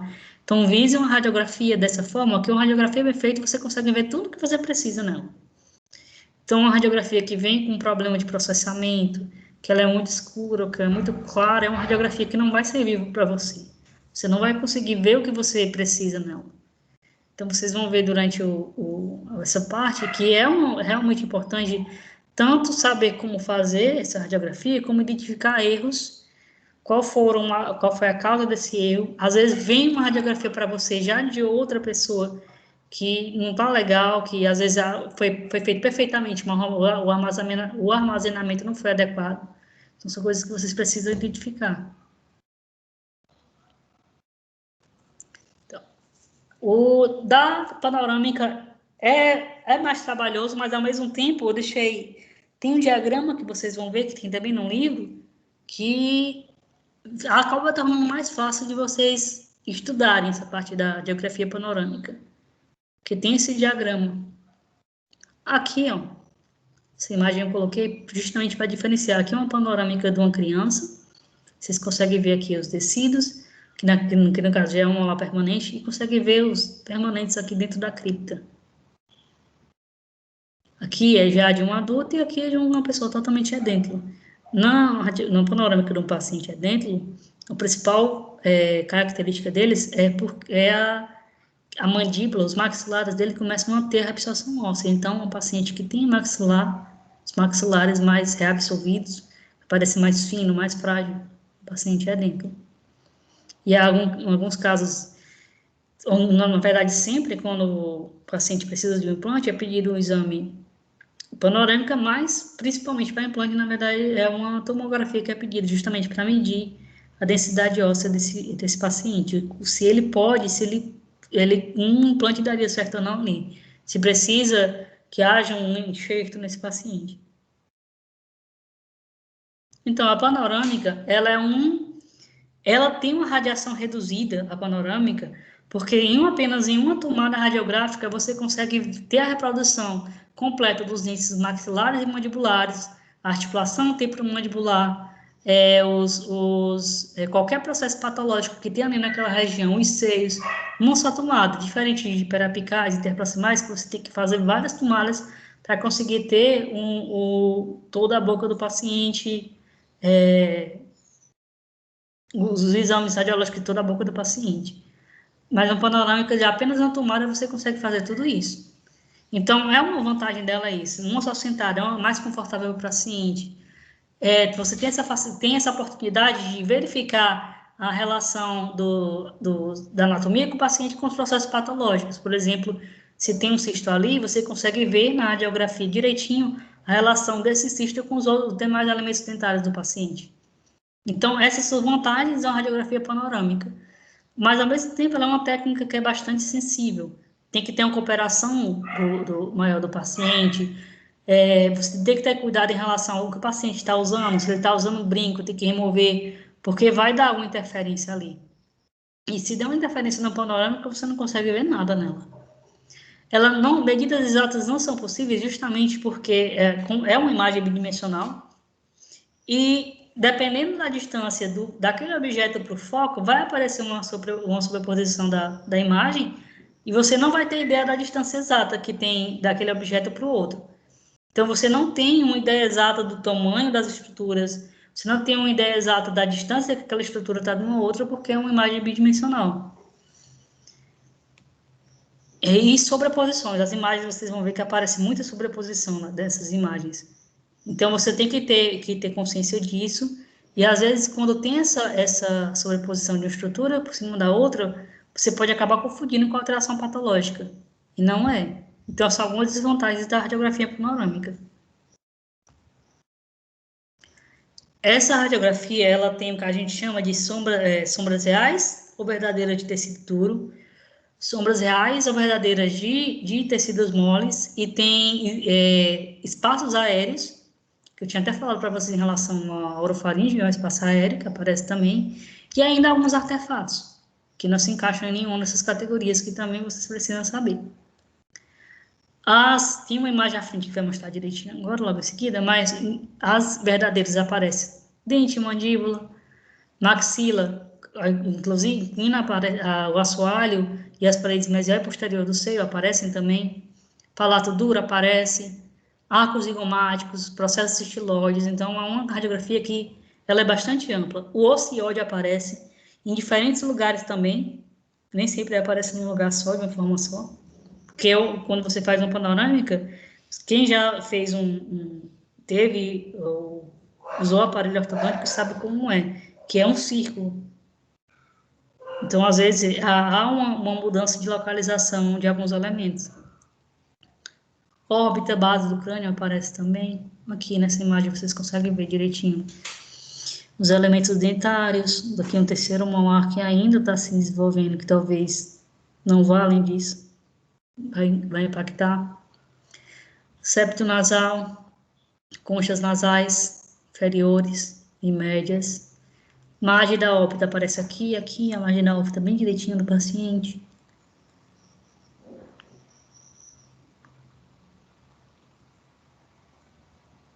Palato duro aqui. Assoalho do seio maxilar, bem aqui também um assoalho. Essa imagem ela é um pouco borrada, mas como tem esse desenho é mais fácil de entender. Arco zigomático bem direitinho aqui. Processo mastóide, estiloide. O ossiode aparece aqui. Algumas vezes o ossiode aparece aqui, outras vezes aparece aqui e aqui. Tem outra radiografia que vai mostrar isso, que aparece dos dois lados, às vezes aparece bem no centro aqui, porque pela rotação, da própria rotação da máquina. E aqui é o suporte plástico da cabeça. Vocês olhem bem essa imagem depois, para saber direitinho essas estruturas, onde é que está localizada. Sondas de tecido mole aérea. Aéreas são aberturas bucal e oral, e orofaringe, são aquelas que vai passar totalmente o feixe raio-x, então são imagens que vão aparecer totalmente radiolúcidas na panorâmica. E tecido mole, vocês conseguem ver lóbulo de orelha, cartilagem nasal aparece, lábios às vezes aparecem também, pregas nasolabiais, palato mole. É sim, são imagens que nem sempre vão aparecer em panorâmicas, mas se aparecerem, vocês têm que identificar e não confundir com alguma coisa. Aqui, por exemplo, você consegue identificar a cartilagem nasal do paciente. Tem outra imagem que aparece melhor o lábio mais pra frente, mas ele pode aparecer a sombra do lábio aqui. Palato mole, dorso da língua. Dorso da língua aqui. Orofaringe também. Lábios aqui. Prega nasolabial. São estruturas que nem sempre aparecem em panorâmica. Mas vocês conseguem identificar se aparecer. Aqui. O palato ele aparece dessa forma, justamente pela rotação. É um artefato que aparece. Ele não é considerado exatamente uma estrutura, é um artefato que até mesmo pode atrapalhar quando você tem que fazer se ele ficar por cima de algum elemento que você precisa ver. A mandíbula, aqui o côndilo, articulação aqui. A coluna cervical também aparece, essa imagem bem radiopaca que vocês veem, na sobreposição da coluna cervical do paciente, que aparece também. Por exemplo, aqui essa radiografia, se você precisa verificar algum elemento aqui na parte anterior, você não vai conseguir, porque houve a sobreposição da coluna cervical. Então, é um exemplo de um problema que pode ter numa panorâmica também. Nesse caso, esse exame, se você tivesse que ver alguma estrutura nessa área, precisaria refazer, para não aparecer essa coluna. Esse é um diagrama que eu coloquei para vocês, que eu quero que vocês se debrucem sobre ele, comparem com Atlas, comparem com a radiografia, para ver se vocês conseguem distinguir esses elementos de acordo com esse diagrama. Porque ele aparece bem direitinho os números, com a indicação ali do que é de cada estrutura. A coluna cervical, inclusive, aqui, como vocês viram naquela imagem, aparece aqui também. O ossiode dos dois lados, aqui. O côndilo. Então, você se debruce nesse diagrama. Ele existe num livro também. No livro que eu indiquei também tem esse diagrama lá. Vocês olhem também por lá. E tentem fazer realmente a comparação entre as duas imagens. Veem, sem olhar os nomes, quais estruturas vocês conseguem identificar só olhando para esse diagrama. É um bom exercício para vocês. E é importante também para a prova, né? forame incisivo aqui, os elementos. Então, olhem bem esse diagrama depois. E aqui eu coloquei principalmente porque é uma imagem que aparece bem nesse 12, vocês conseguem ver bem a sombra do lábio do paciente aqui. Realmente aqui ficou bem óbvio. Mas aqui, ó, base da mandíbula, protuberância mentual, base da mandíbula, o canal mandibular aparece bem direitinho aqui, ó. A linha miloioide, fóvea submaxilar aparece aqui também, bem amplo. Professor, Pode falar. com relação à coluna, como é que a gente consegue evitar a aparição da coluna, tipo essa interferência no raio-x?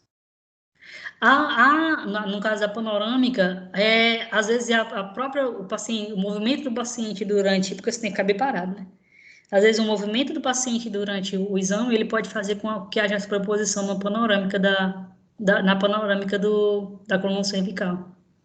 Então, realmente, muitas vezes esse tipo de erro é em relação realmente ao movimento do paciente, que faz a posição. Você colocar o paciente na posição errada, aparece essa coluna cervical também.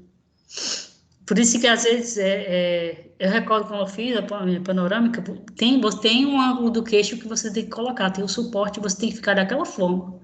Se ficar mais baixo ou mais alto, já pode aparecer um problema com a coluna cervical. Viu?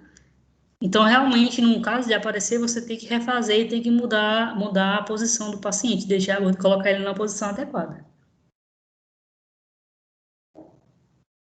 Essas panorâmicas, hoje em dia, praticamente todas as panorâmicas, elas são digitais. Não é mais aquela que você fica com a imagem realmente em mãos física, mas é uma imagem que é digitalizada, ela vai direto para a máquina e enviada para o seu e-mail.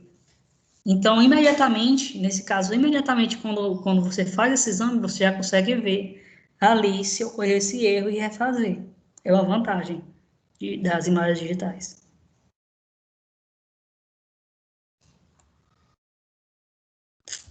Aqui é algo que eu queria mostrar para vocês em relação a algumas estruturas que você pode encontrar que são patológicas, que são e vocês não podem confundir. Por exemplo, o defeito de Staff ou cisto, que chamam, mas chamado de forma errônea de cisto, na verdade, ela não precisa de tratamento, não é uma patologia, é o espaço da glândula submandibular, que às vezes em alguns pacientes aparece como essa imagem radiolúcida aqui.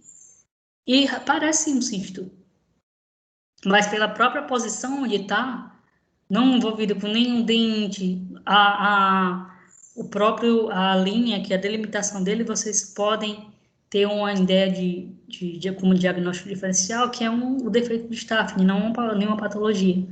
Não precisa de tratamento algum, é apenas um espaço vazio da glândula aqui. Então, é uma estrutura que vocês têm que ter em mente quando vão fazer ver um exame desse para fazer algum diagnóstico. Diferente, por exemplo, na situação dessa. Aqui é um ceratocisto. É chamado de ceratocisto, mas na verdade ele é considerado um tumor odontogênico, porque é altamente agressivo.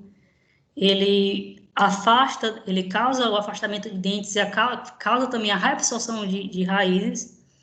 E é uma patologia que o paciente não vai reclamar de dor.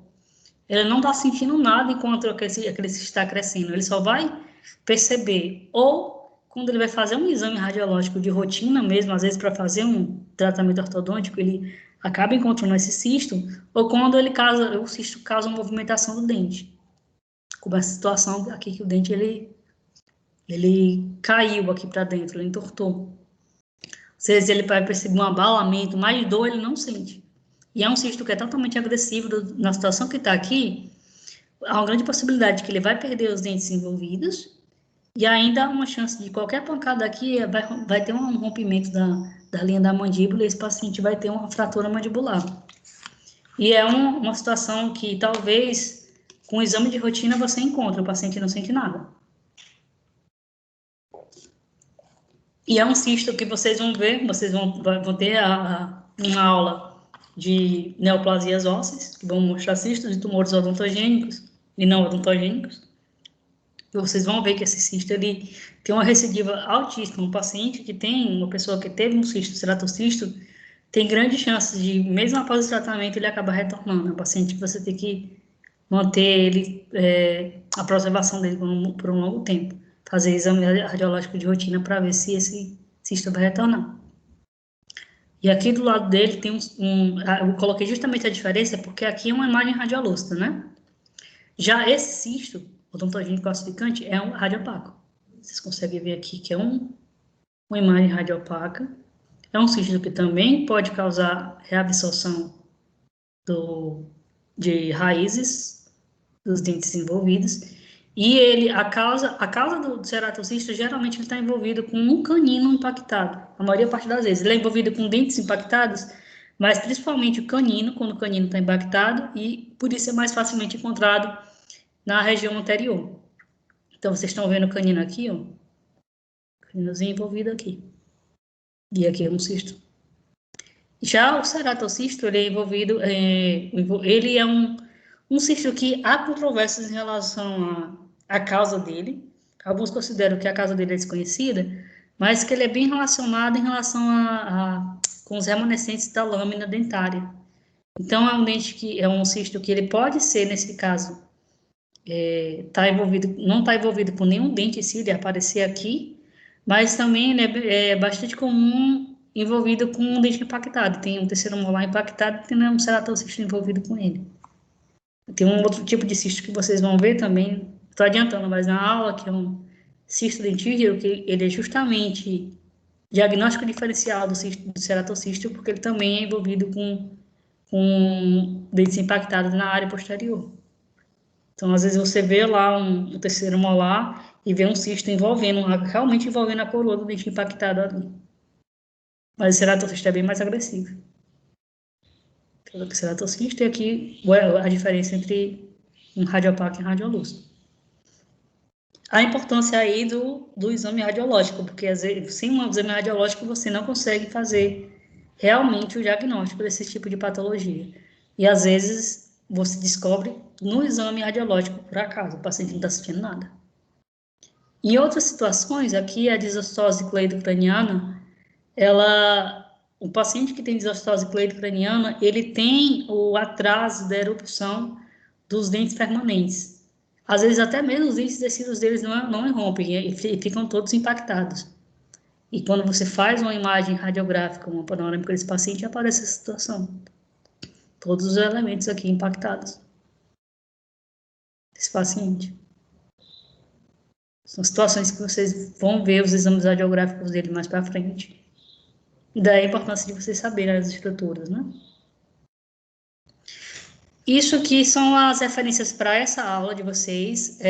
Os dois livros eu já coloquei tanto no portal como eu coloquei também no grupo do WhatsApp. O capítulo 1, algumas coisas vocês vão ver no capítulo 1 do EIS. E no Atlas de Radiologia Odontológica, vocês veem a anatomia radiográfica, radiografias dentais e oclusais, na página 93. E antes desse, eu não botei aqui, mas antes desse capítulo tem anatomia radiográfica das panorâmicas também. Então, vocês conseguem ver esse diagrama direitinho. Algumas imagens são diferentes das imagens que tem esse slide, mas eu vou disponibilizar esse slide também, hoje ainda. E aí vocês conseguem estudar por slide e estudar também pelo livro. Olhem lá que no livro tem até uma discriminação maior em relação à parte da panorâmica, que ele coloca diferentes cortes da panorâmica para vocês verem de perto melhor essas estruturas. E essa é uma indicação, vocês, pelo slide que eu vou disponibilizar, vocês conseguem acessar esse link, que não tem panorâmica, mas tem as radiografias periapicais, e vocês conseguem ver essas estruturas marcadas de tinta, então vocês conseguem diferenciar bem direitinho que está bem marcado, bem delimitado ali. Então, é um estudo extra, vocês olhem que pode facilitar para vocês terem uma percepção maior dessas estruturas. Mas, durante as aulas que você seguir, eu vou sempre ficar mostrando para vocês exames radiográficos mostrando algumas estruturas anatômicas em relação à patológica que tem nas imagens. Então, é uma coisa que vocês vão assimilando também melhor nas aulas que seguem, mas estudem essa parte.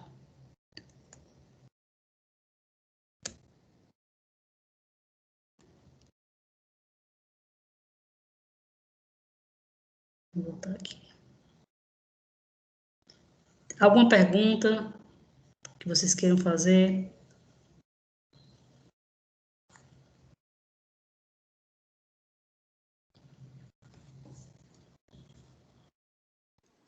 Professora, tu vai colocar esse material aí no portal, né? Vou colocar no portal. Pronto, beleza. Vou colocar no... Assim, se puder, veja aquela questão da aula anterior, só para mim... Não, simplesmente ela realmente surgiu de vez, eu gravo a aula de volta, e aí eu gravo mesmo no próprio PowerPoint, dá para gravar essa aula e eu disponibilizo para vocês.